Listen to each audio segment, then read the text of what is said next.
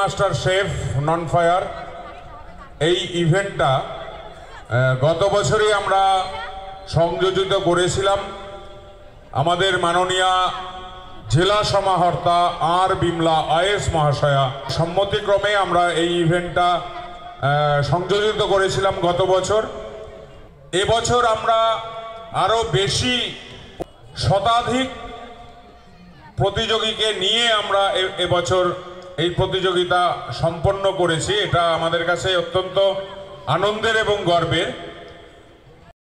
little master শেফে প্রথম হয়েছে শুভদত্তি গুপ্তা, দ্বিতীয় বৈদিকা রায়,